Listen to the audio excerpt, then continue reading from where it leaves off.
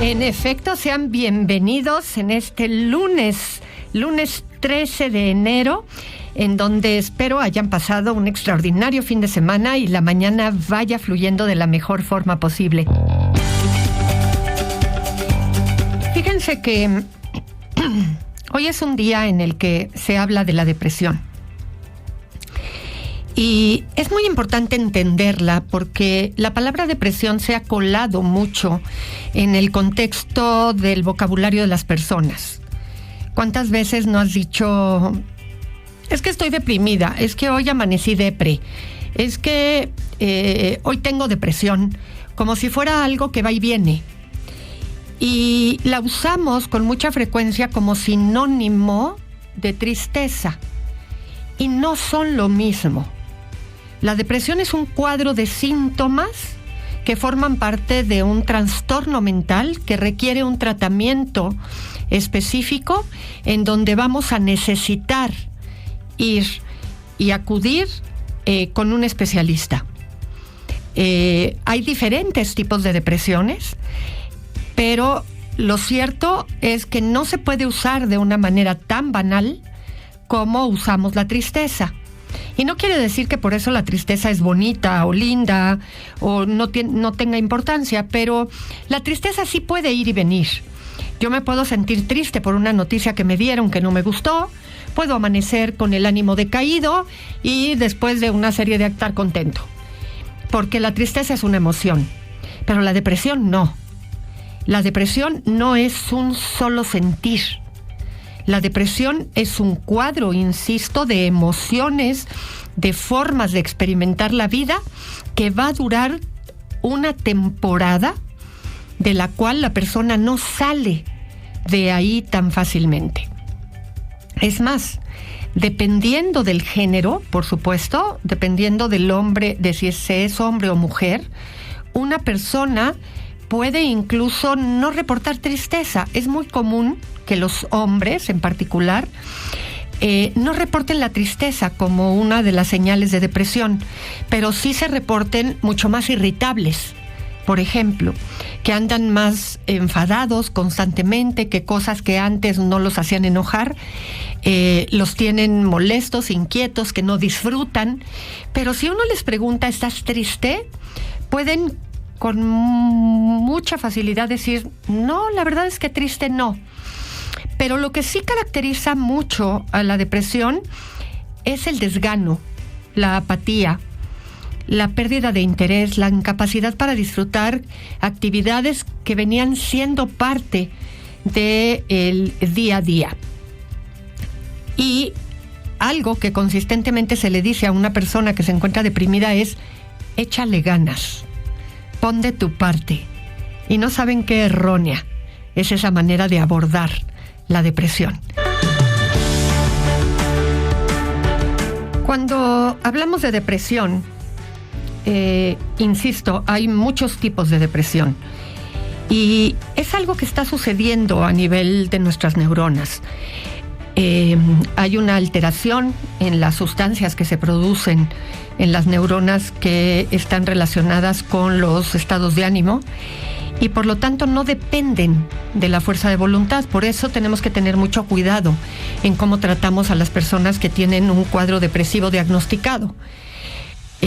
Porque decirle a la persona, pero ¿por qué estás deprimido, deprimida, si tienes todo? Tienes, ya sabes. Y entonces le empezamos a enumerar su circunstancia. Hijos que te quieren, si es su caso, pareja que te adora, pero si tienes salud, pero si tienes trabajo, pero si tienes, y empezamos a hacer toda la enumeración. Y empezamos a hablarle de que tiene que poner de su parte, cuando en realidad no es algo que depende de la voluntad. Hay una sensación de desesperanza, una apatía que no tiene que ver con que la persona ponga o no de su parte, tiene que ver con una disfuncionalidad a nivel orgánico. Así como podemos enfermarnos del estómago porque algo está pasando en el estómago, bueno, pues algo está pasando en unas áreas específicas del cerebro y tenemos que buscar atención médica. Hay que buscar que hagan un diagnóstico, el diagnóstico apropiado, porque, como ya les dije, hay diferentes tipos de depresión. Existe la depresión mayor, la distimia, la depresión enmascarada, la depresión reactiva. Y las causas pueden ser de diferentes causas. Unas se consideran depresiones exógenas, quiere decir, pasó algo allá afuera en la vida que provocó la depresión. Pero hay depresiones endógenas también, cosas que pasaron internamente que dieron lugar a la depresión. Así es que uno no puede atormentar a la persona y decirle, bueno, pero ¿por qué te deprimiste?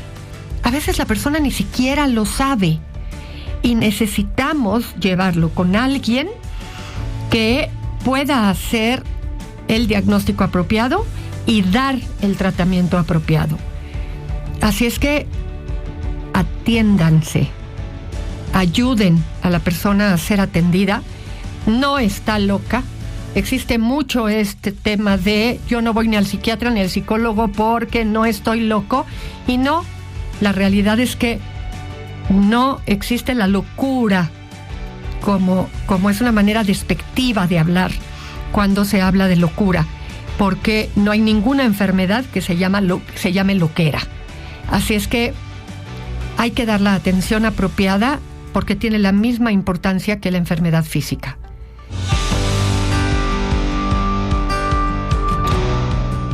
¿Qué dilemas ¿En qué dilemas puede ponernos la vida? Fíjense, dice, tengo una tía de cerca de 80 años que desde hace 2 sufre de cáncer. Se hizo una ronda de quimioterapia, pareció mejorar, pero en el último chequeo nos comentan que el cáncer se extendió y ya está muy avanzado. Le iban a dar otra ronda de quimioterapia, pero la salud de mi tía ha empeorado rápidamente. Ella comentó que no quería ya más doctores ni fallecer en el hospital, algo que mi primo está dispuesto a cumplirle. Pero sabe, está cada vez más débil, no quiere comer, moverse o hablar siquiera. Sabemos que tiene dolor y que incluso la morfina que le recetaron ya no le surte efecto. Si queremos que le administren algo más fuerte, tiene que ser forzosamente en el hospital, pero mi primo no la va a dejar ir por cumplir su deseo. Eso me hace pensar en si es válido cumplirle la última voluntad de no morir en el hospital sin importar que esté sufriendo de esa manera. Sé que es su decisión como familia directa, pero me cuesta mucho ver así a mi tía. Ella ya lleva unos 15 días en esta condición. Le he pedido a Dios que por favor ya se la lleve, solo nos queda esperar. Gracias por leerme. Qué complicado se vuelve. Mira, yo lo que te diría es que si tu tía todavía está en condiciones de entender y de responder, pues habría que volverle a preguntar.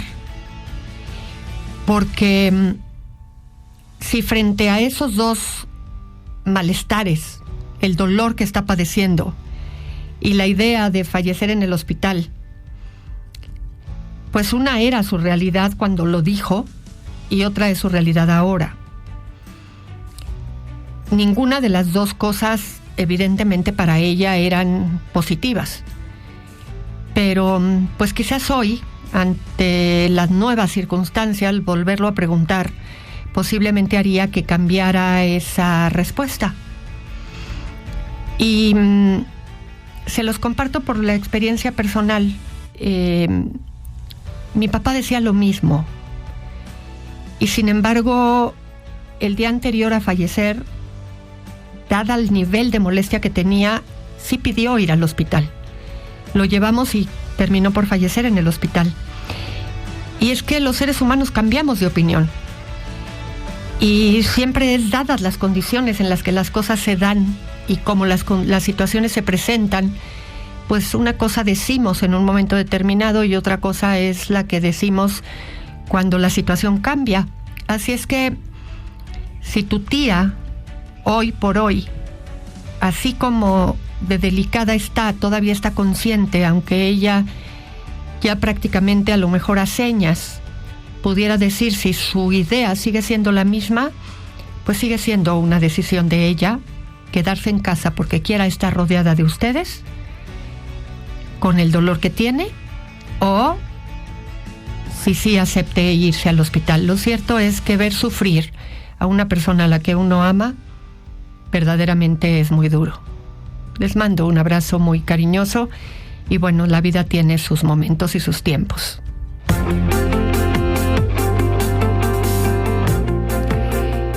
Fíjense que ahora que hemos estado hablando de duelos por todo el tema de este periodo de vacaciones recientes en donde estuvimos viviendo momentos de vulnerabilidad, en donde fallecen personas queridas, se resienten a los que por primera vez pasaron estas fechas sin algún familiar. Me escribieron para preguntarme ¿por qué no hablo del duelo de los niños? Porque evidentemente, no importando la edad de la persona fallecida, pues o hay nietos, o hay hijos, o hay sobrinos, en fin. Y sí tienen razón. Y una de esas preguntas siempre es, ¿todos los niños pasan el duelo igual? ¿No? Y la realidad es que no. Depende de la edad que tengan, depende del historial que tengan de pérdidas previas y de la red de apoyo con la que los niños cuentan. Y, por ejemplo, la escuela. ¿Cuándo volver a la escuela después de una pérdida de alguien muy cercano, muy significativo? La verdad es que retomar la rutina aporta mucha estabilidad para los niños. Hay que exigirles menos durante una semana, sobre todo si quien falleció es alguien muy directo, un hermano, uno de los padres, de tal manera alguien con quien vivían todos los días. Hay que ser un poco más tolerantes con ellos, pero depende del ritual que se acostumbre en la familia. Hay que tratar de regresarlos a la escuela lo más pronto posible y avisar siempre a los profesores para que sean pacientes y estén atentos a las conductas que pudieran ellos haber vivido. A ver, hablando del duelo en niños, ¿cómo saber que el niño está superando un duelo? Porque evidentemente es muy probable que no lo vaya a vivir como lo vivimos los adultos, muy probable. Lo vas a ver distraído, lo vas a ver riéndose de pronto, jugando. Entonces, ¿cómo sabemos que está superándolo? Bueno, primero porque va a tener altibajos emocionales menos frecuentes. Va a preguntar sobre lo que ocurrió. ¿Y por qué pasó? ¿Y qué pasó? ¿Y por qué no pudieron hacer esto o lo otro? Cosas así. Va a poder hablar sobre lo sucedido. Porque va a poder participar en los rituales de recuerdo. Es decir, si eres católico y hiciste misas o rosarios, pues va a poder estar ahí y va a poder estar bien y vas a ver qué es lo que están haciendo y por qué los están haciendo, dependiendo de los rituales que acostumbren. Va a devolver los abrazos o las muestras de cuidado que tengan los demás sin ningún problema, de una manera fluida, no nada más de manera educada, sino va a responder bien ante ese tipo de circunstancias. Y eso va a hablar de que ahí lo lleva. Podrá llorar, en fin. ¿Cuándo nos vamos a preocupar? Porque eso es algo que importa mucho. Si pierde peso o deja de comer. Si tiene pesadillas muy frecuentes, no se las tiene de vez en cuando. Si se empieza a autolesionar o empieza a quitarse pelo a propósito, si se jala el pelo hasta quitárselo. Si empieza a no querer ir a la escuela, pero demasiado seguido, o si en la escuela nos dicen que se retrae de sus compañeros. si empieza a hacerse pipí en la cama muy seguido, no de vez en cuando, muy seguido. Y una pregunta que frecuentemente hacen los papás es si se recupera mejor que los adultos. Y sí, los niños son mucho más flexibles que nosotros, pero también más vulnerables. Entonces no pienses que no le pasa nada. Hay que tener comprensión, hay que dar apoyo, superan el proceso, pero hay que tener cuidado. Fíjense que he recibido mucha retroalimentación de lo que estuvimos hablando de la depresión. Y es que sí, es un tema bien significativo. Y me están diciendo, Chayo, ¿podrías volver a enumerar síntomas? Sí. De hecho, hay un libro que se llama DSM, y ya va en el número 5, que es el libro oficial de los trastornos mentales. Y digamos que cuando se hace un diagnóstico, en eso se basa el psiquiatra y el psicólogo para hacer un diagnóstico como tal. Los síntomas de la depresión incluyen sentimientos de tristeza, desesperanza, culpabilidad, inutilidad o impotencia. Uno de esos o varios de esos, ¿ok?, como uno de los síntomas. Segundo, fatiga o pérdida de energía. Tercero, agitación o, lo contrario, enlentecimiento motriz. Es decir, que la gente se haya vuelto más pausada, que no tenga ganas, que se mueva lento. Cuarto, disminución de la capacidad para concentrarse o para tomar decisiones. Quinto, pensamientos de muerte recurrentes o ideas suicidas. Sexto, malestar clínicamente significativo o deterioro en la vida social, laboral u otras áreas importantes. Puede haber otros síntomas en la depresión, como son pérdida de interés o placer en actividades que antes se disfrutaban, alteraciones del sueño, baja autoestima, falta de concentración o dificultad para tomar decisiones, sentimientos de desesperanza, disminución de la expresión emocional y de los gestos que normalmente la persona hacía o presentaba en su cara, disminución de la participación en actividades sociales. Ahora, la depresión puede manifestarse de diferentes formas, como la depresión melancólica, atípica, psicótica, catatónica o en el periparto, alrededor de todo lo que tiene que ver con el parto. Cuando estos síntomas se presentan, la persona tiene depresión. Si observan esto en algún familiar y tiene una duración mayor a 2 o 3 semanas, la persona está en un cuadro de depresión. Bien, pues llegó el momento de decir hasta mañana. Que tengan una extraordinaria tarde. Soy Chayo Busquets. Esto fue Chayo Contigo. Muy buen provecho. Nos escuchamos mañana en más de Chayo Contigo. Audiocentro.